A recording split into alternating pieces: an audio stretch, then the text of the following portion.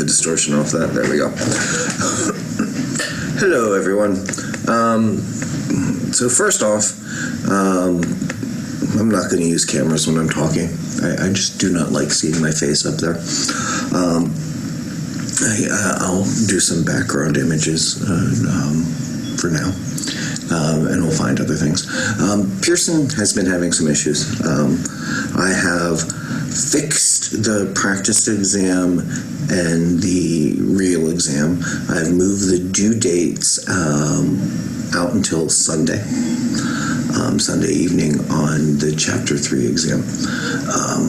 And if Pearson continues to have problems, I'll move it again.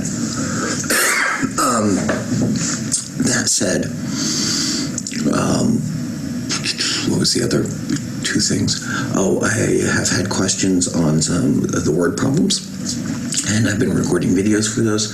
I've been having sound issues, so those recordings will be placed online today. That's my big goal today, is to get everyone that has asked a question to get a video up for it and have those videos shared for everyone. So what I'm doing right now, and I'll come over here and show you the web browsers. So hey look, there's the live stream inside of the live stream inside of the live stream. Yeah, that'll get a bit confusing, but let me come over here and into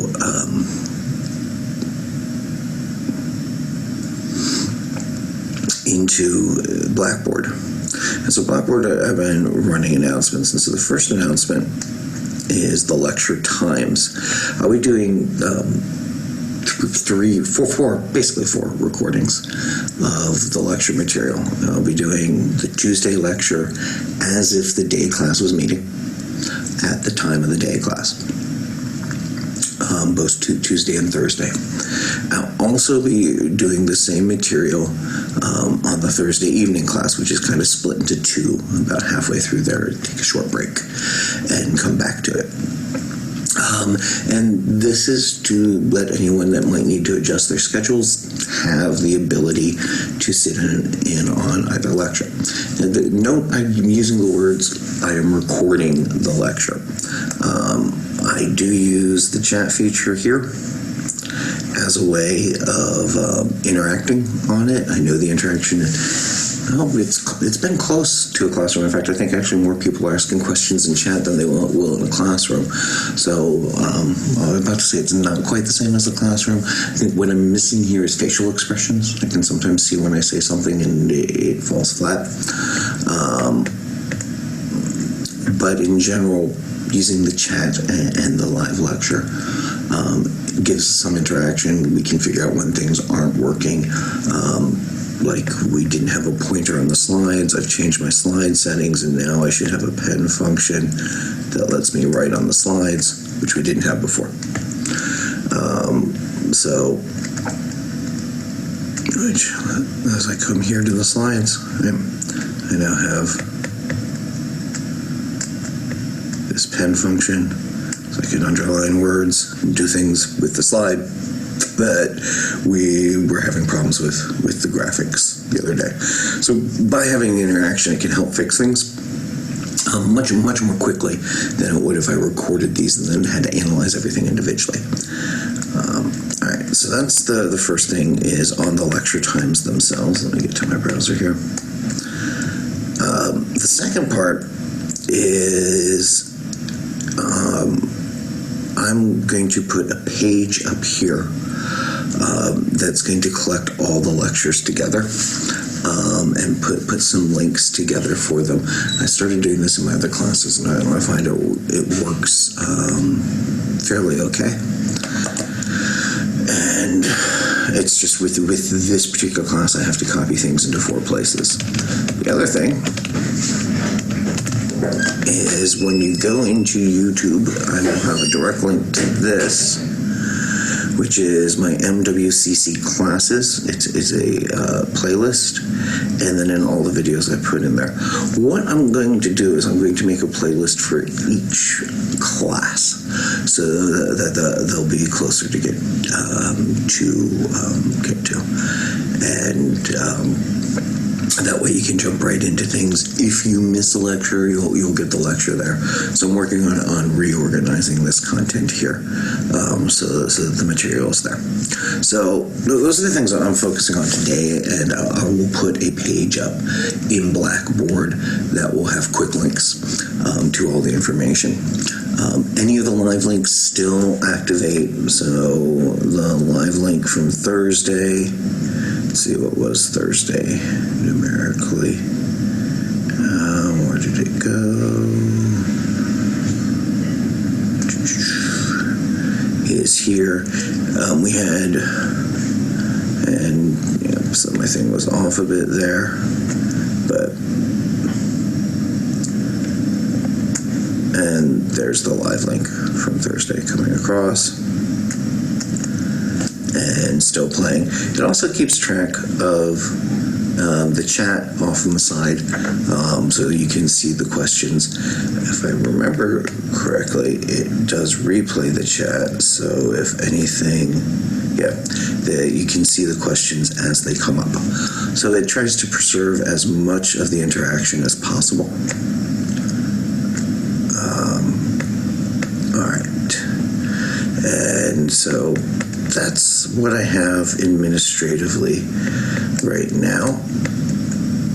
Let me get back to here and go through what we're looking at today. Today we're going to look at graphs in a little more detail for particular types of functions. We kind of saw even and odd functions. And we're now going to look at different models of being, is it linear, is it quadratic, is it cubic, is it quartic, is it quintic? And we've already discussed those pieces. We're going to look at a little bit of the details that come out of them. And then we're going to get into the meat of this chapter, which is breaking apart polynomials into lesser polynomials so that we can really focus on making solutions out of them. And I'll use the word, we solve solutions. We call those the roots, or the zeros, or the solutions. And those three words can be used interchangeably.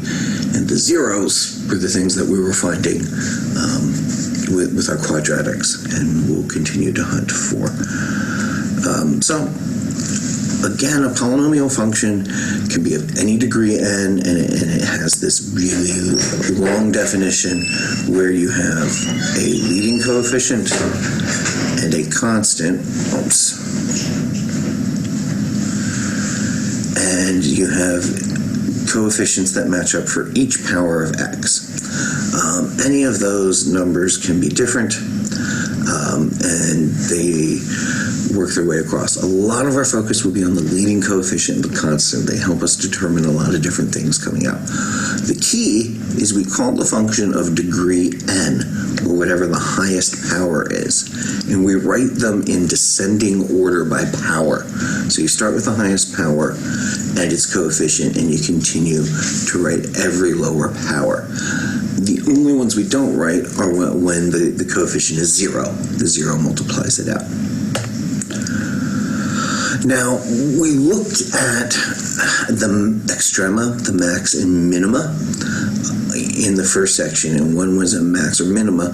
We're going to look at them also as they're called, when they're called turning points.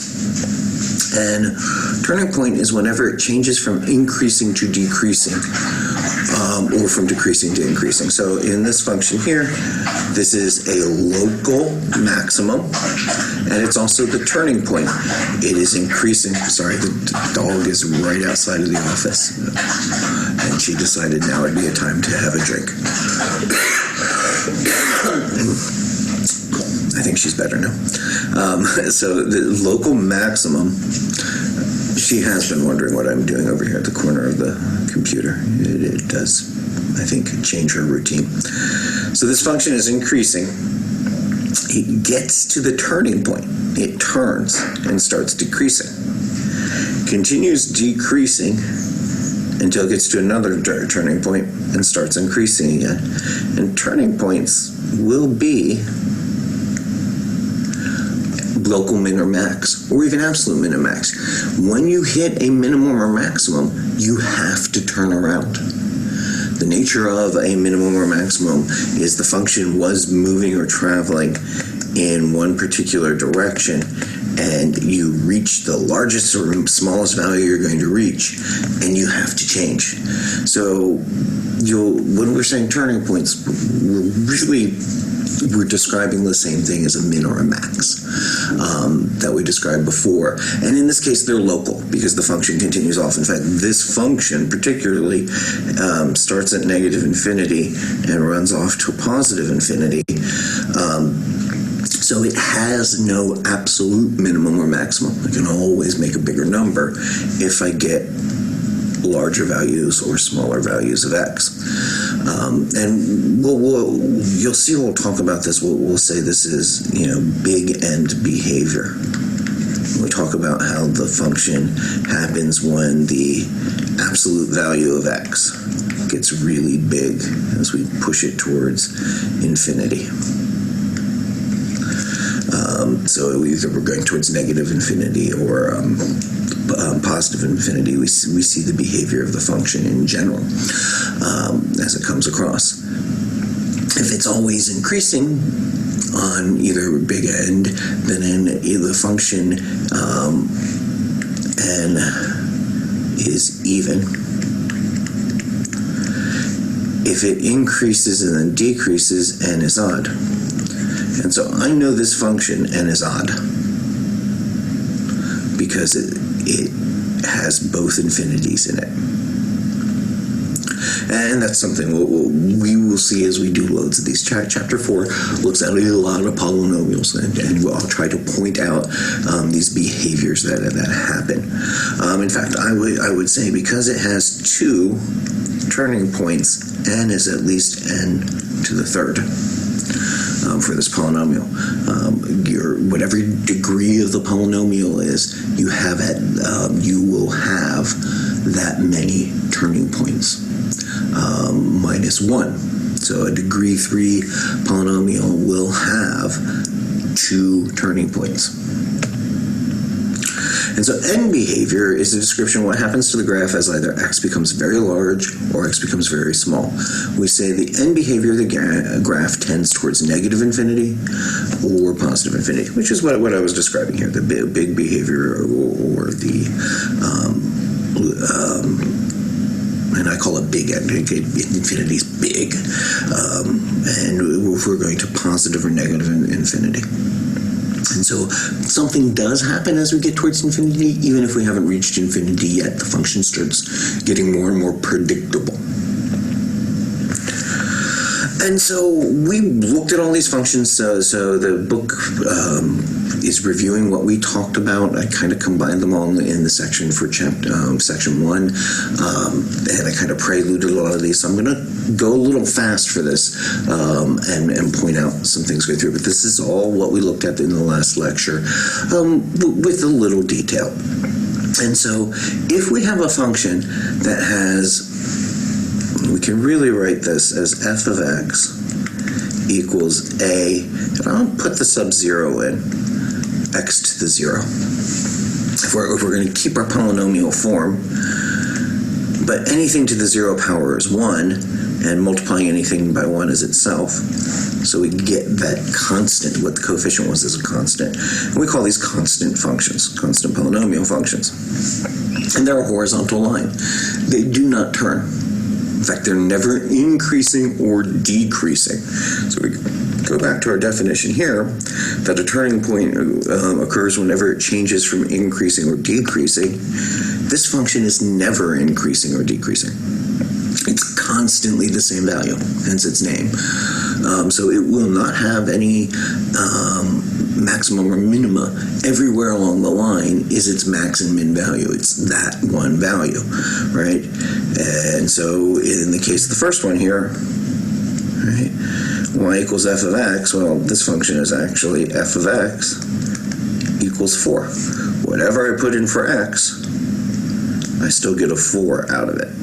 Whoops. And this function here is f of x equals 1, 2, 3, negative 3. whatever I put in for x, I put in -4 for x, I still get -3 out of it. Put in 4 for x, I still get -3 out of it. My function is always constantly the same number. All right, whoops, I didn't mean to draw the line there, but that's okay. A linear polynomial function, well, whoops, it is not letting me undo the lines. Let's see, erase all ink on slide. There we go, that's better. A linear polynomial function is of the first degree. We can say that x is to the first power. And this is a graph of a line that's not vertical or horizontal. It intercepts the x-axis in one place, but note there's no turning points. It's always either increasing or decreasing. And what they're saying is that if a is greater than 0, it tends towards infinity and negative infinity. And if a is less than 0, it tends in the opposite direction. What I like to say is if a is greater than 0, it's always increasing. Sorry, my pen motion is causing it to flip if I press too hard.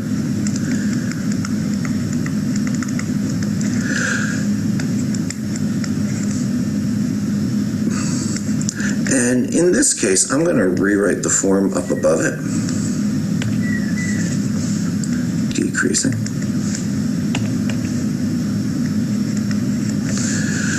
That we saw this as mx plus b.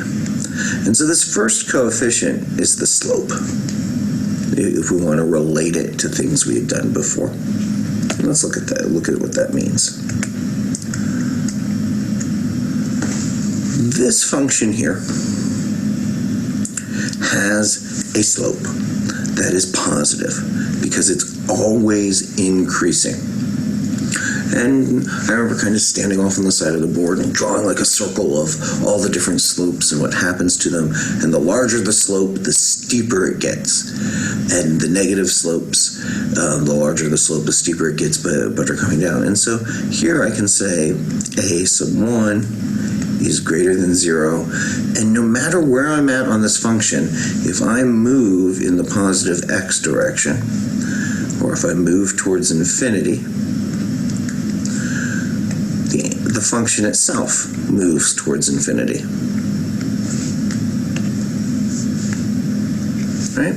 If I'm here and I move in this direction, if I move in the positive direction, my y values get larger and larger and larger. Here, a sub 1, or my slope, is negative. I think I might just use the mouse instead of my pen. And as I think it's just touching the paper. If I don't, as x goes towards infinity, the function itself goes towards negative infinity. It's always getting smaller, and decreasing function, always getting smaller. And linear polynomials are really nice for us because they've got this point here, which we're going to call a solution, where it intercepts the x-axis, or the root. Okay. And linear polynomials have one root and one root only. And that's going to be a key, one of our keys. Now here's our friend the quadratic, which we're still just working our things through on. Make it thinner. I'm going to change pen color. I don't know if anyone has ever heard me. I hate red as a color. So I'm going to change that. Now notice our highest power of x is 2. And so we call this a degree 2 polynomial. And if a is greater than 0, we say it is a upward graph. Right? The parabola smiles. Something about I turned off the click function on my pen, but something about the slide software is putting it back on. So I'm going to use a normal mouse here for now. So parabola opening upward was when the leading coefficient was positive. When the leading coefficient is negative, it was downwards. That meant that the turning point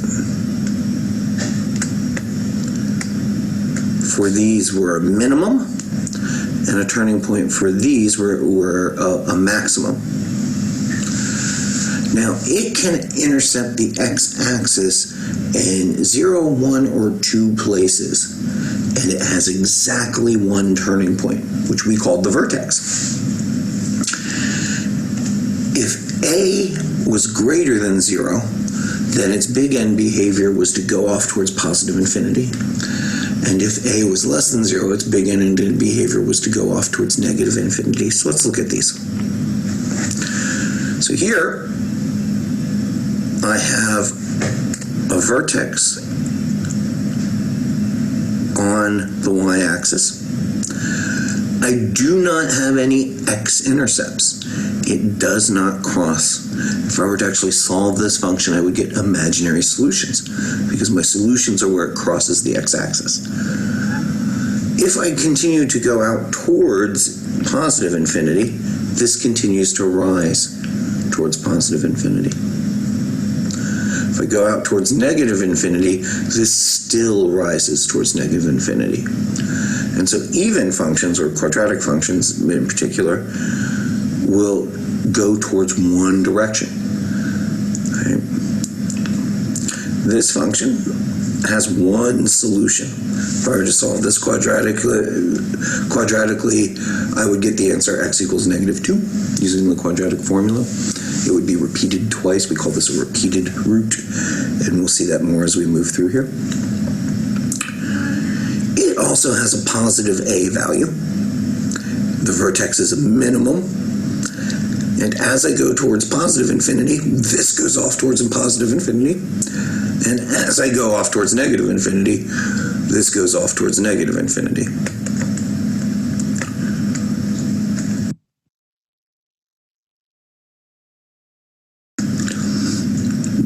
This last function, a is negative, so it's frowning. Its vertex is a maximum, and I have 2 solutions that are equal distance from its axis of symmetry.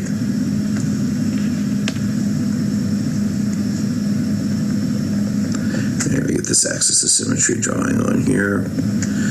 And they have these 2 solutions, or 2 roots. So if I were to solve this quadratically, I would get an answer of what appears to be 1 and 4. -1 and 4, roughly, would be my 2 answers from the quadratic equation for this. And notice, we have worked with quadratics. We have worked with linear equations. We've solved for the x variable when the function equals 0. We've looked at turning points. We've looked at slopes. Every other polynomial will contain pieces of the lower functions in them. So we're going to look at the behavior of the higher degree polynomials, and our job will be to break them down into quadratics or linears. And so we have a cubic function in which the leading coefficient, or not the leading coefficient, the highest power of x is to the 3rd degree. So we can say a cubic is a 3rd degree polynomial. It can cross the x-axis 1, 2, or 3 times. It has to cross the x-axis. Functions with odd degrees, because they end up in negative infinity and positive infinity on either side, have to cross somewhere. Now, it may cross multiple times, but it has to cross at least once. Okay, if we compare that, I'm going to go back to the quadratic here. to the quadratic, it doesn't have to touch the x-axis, right?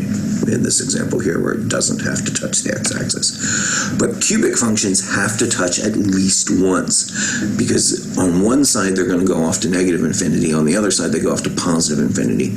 And if you're going from negative infinity to positive infinity, somewhere in the middle, you have to go through 0. You have to switch from being negative to positive. So these odd highest powers of n have to cross the x-axis at least once. Well, that's what a line did. So it has a behavior at the end. If the leading coefficient is positive, then it will start negative and raise towards the positive n. And if the leading coefficient is negative, it'll start positive and work its way towards the negative. And let's look at that. So this third degree polynomial has 2 turning points, because at the most it can have 2 turning points.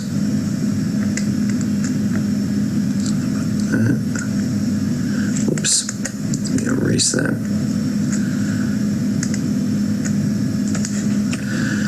Alright, so you swapped sets of problems here, I see.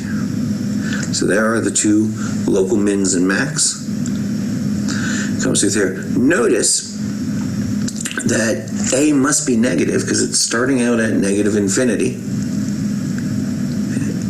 It comes down, crosses the x-axis once, turns, crosses it again,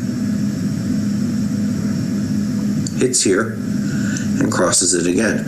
But it starts at positive infinity on its big N behavior, and it ends on negative or infinity on its big N behavior.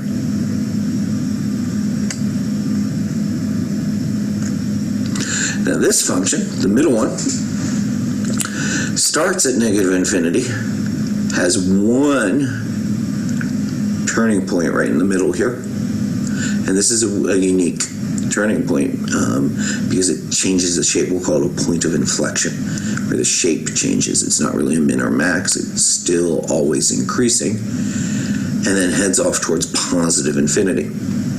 So notice a cubic function has to start at 1 infinity and end at the other one. And once it does that, it has to cross the x-axis somewhere. And this one has, again, 2 distinct turning points. Looks, the longer I hold it down, the more it makes a line. Let me see if I can fix that. Now I will continue to play and make the pen better. Let me just get rid of the ink here for now. So we again start at negative infinity.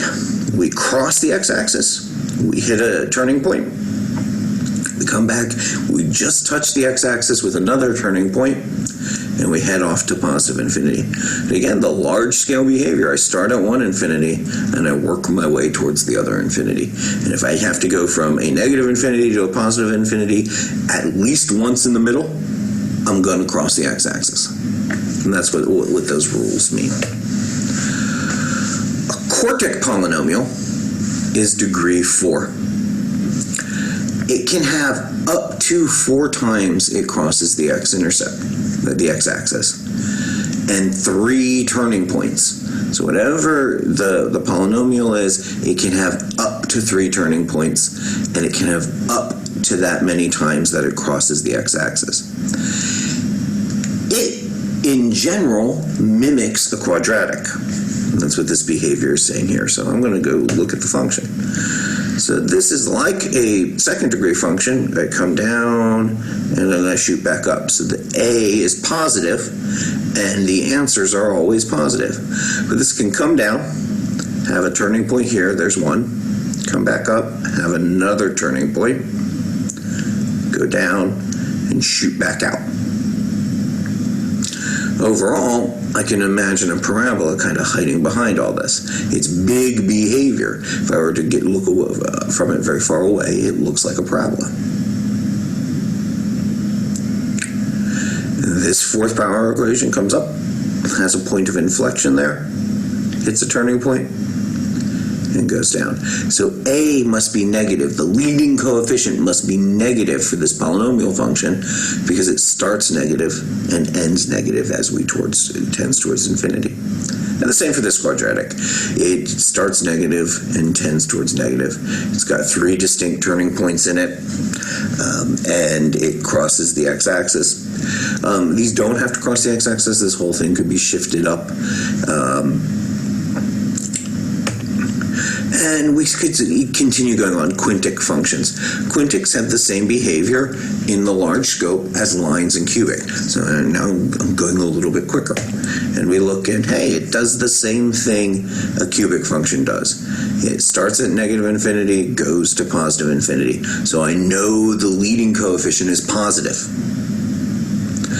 I get at the most 4 turning points. 1, 2, 3, 4. This function starts at negative infinity, goes to positive infinity for its big N behavior, so I know the leading coefficient is positive. Let's see if it'll let me write.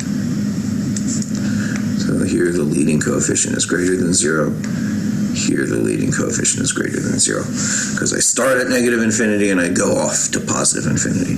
Here, the leading coefficient is less than 0. Because I start at positive infinity and I go off to negative infinity.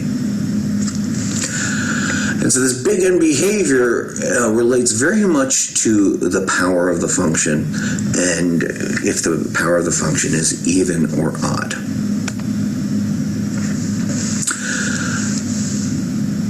The number of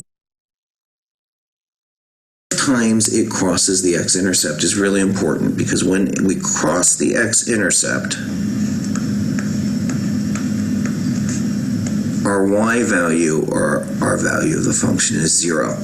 So when we say the word x-intercept, we're also saying that the function itself equals 0 at that point. And we call these things x-intercepts, solutions, or roots. And we'll even use the word zeros at some point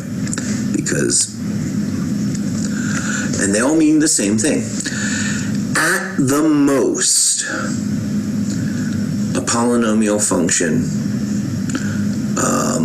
will have its degree of intercepts. So if I have a constant function, it never intercepts the x-axis. A constant function is of degree 0. It never intercepts the x-axis. There are no x-intercepts. A linear function is of degree 1, x to the first power. It crosses the x-axis once. And because it's odd, it has to cross at least once. So lines always have an x-intercept. The parabolas and the quadratic functions that we were looking at have at the most 2 points where they cross the x-axis. So let me come over here and show that. Change this, scroll up, clean my blackboard. All right. So a quadratic function can have 2 x-intercepts. Just one, where it just touches. Let me put my arrows up here.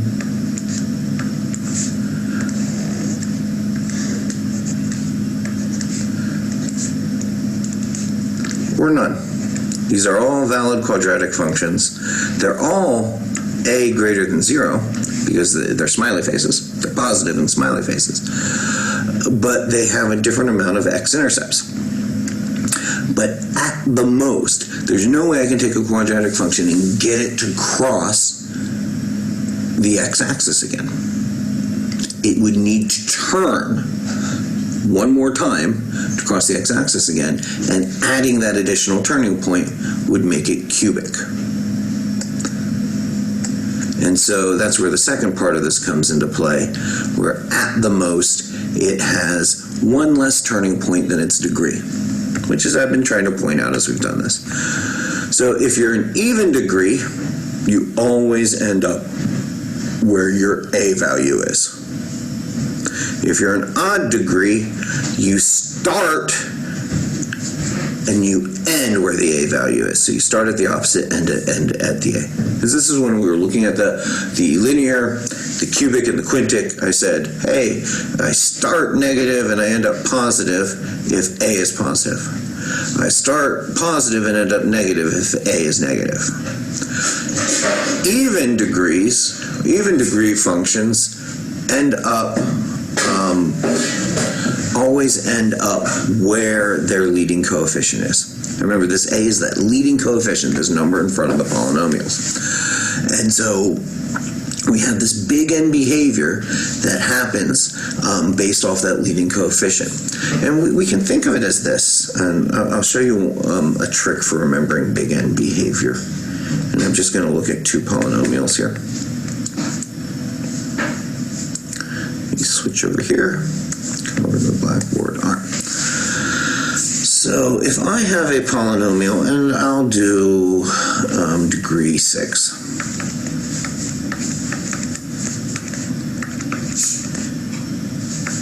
And I'll even put some big coefficients in it just to smack home the point I want to do.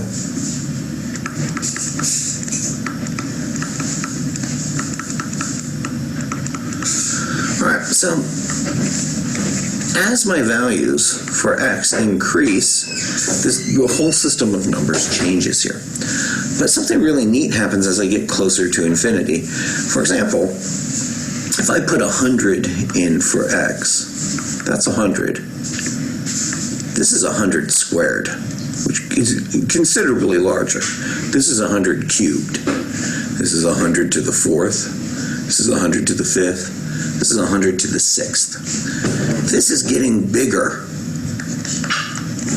This gets bigger considerably faster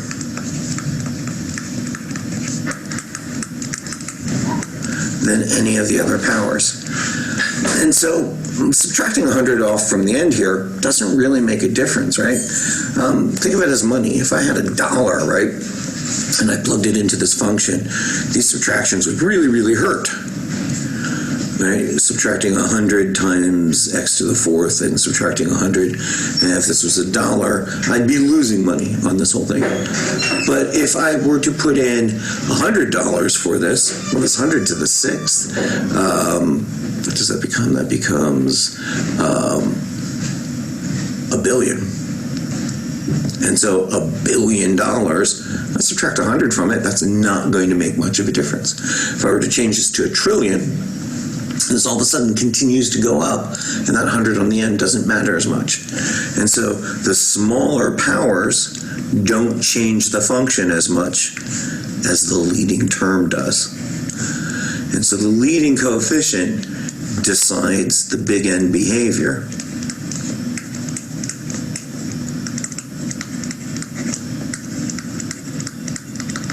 Because as I increase this number, if I put $1 trillion here, 1 trillion, which is 10 to the 15th, right? If I take that to the 6th power, that's going to be incredibly bigger than 1 times 10 to the 15th to the 5th power, right? My rule of exponents says this would be 10 to the 90th power, and this would be 10 to the 75th power. So as this gets big, this leading term just gets bigger than everything else, to the point where the other values don't matter. Well, the point where it doesn't matter is at infinity. So as I get to infinity, this thing takes over. And so all these rules we're talking about, all these things we're listing, are because that first term, when our x gets extremely big, will make all the other terms look really small. And so that's why we talk about N behavior of what happens. All the other terms get small comparison to what's happening with the big N behavior. Okay. And so if we look at a graph here, we can go, hey, there's 1, 2, 3, 4 turning points. It intercepts the x-axis 1, 2, 3, 4 times. All right, so there's 1, 2, 3, 4 turning points. 4 turning points and 1, 2, 3, 4 x-intercepts. Now, is the leading coefficient A positive or negative? Well, we look where A ends. A, our big behavior, and it's negative, so we know, that A is less than 0, it's negative. And we have 4 turning points, so this has to be at least degree 5. And that's what we have there. And so that's how these functions help us look through. That's how these functions work through as they touch the axis, and how we can help find out what are happening. Okay, I'm going to skip the examples here. Yeah, I want to go, sorry, there's one on a calculator one I do want to skip. I want to look at the end behavior itself. Now, when we have a function here, we want to write it in descending order. Now, this is written in reverse order, and you'll see this a lot of times when the coefficient is negative. And I'm going to write this behavior around so that we can see what's happening. So let me just, sorry, my switching key is, there we go. I just switched between the different windows. It's not as easy as a mouse click here, and the key's been going through. So let me rewrite this function. So I have f of x equals 2 plus 3 of x. Yeah. 2 plus 3 of x, f of x. It's not writing. There we go, f of x equals 2 plus 3 of x minus 3x squared minus 2x cubed. Make sure that's what we had here. Trying to remember all the coefficients. Yes. Again, I said we should really write our functions in descending order. And so the book's going to say, hey, look for the highest one, and that's your leading coefficient. But I would prefer, and it just helps us start thinking about the things we need to think about in order, is if we write them with the powers of x descending and the sign of the coefficient to tell us what's happening. So if we want to think about its big N behavior, all we need to worry about is that part of the function. So the first thing I look at is its degree 3, because x is to the 3rd power. That means, in general, I don't know where on the graph, but in general, A is going to determine where I end up. And so it's negative, so it's going to end up here. And at the most, it can have 2 turning points. So it's going to start somewhere. And so this function is going to look like this, or it's going to look like this, where it has just a point of inflection on it. And so by being a 3rd degree function, I have these options of what it's going to look like. And one of our jobs is going to be trying to find these roots. But just this first term lets me know that I'm starting at positive infinity, ending at negative infinity, and I'm going to have behavior that's going to be like this, either of these. And that's what the degree and the leading term of a function will let us do.